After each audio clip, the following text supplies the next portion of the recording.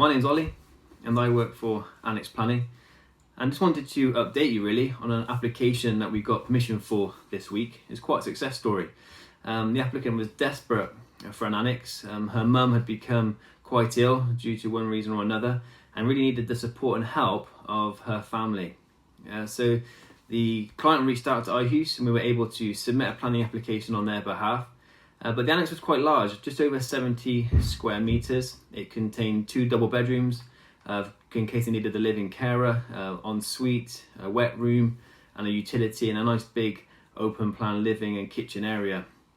But when we started speaking with the case officer, she had some initial concerns because it was quite large, and she was worried it could be used as a separate dwelling which wouldn't be supported in that location.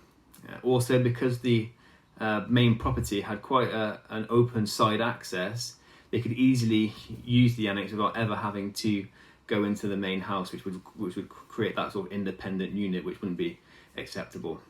So after a bit of negotiation with the case officer, we provided some up-to-date case law, some High Court decisions, which really showed that the level of facilities proposed didn't mean that it was going to be used as a dwelling.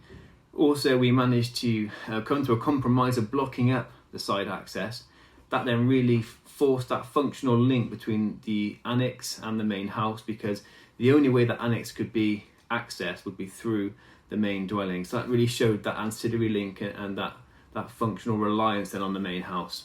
And in good news, the case officer agreed with our points, agreed with our arguments that we put forward, agreed to conditioning to us to block up the side access, and then permission was granted. And you can imagine the applicant was thrilled, and they can now progress this year with getting that annex built and moving in their mum so they can provide the care that they need.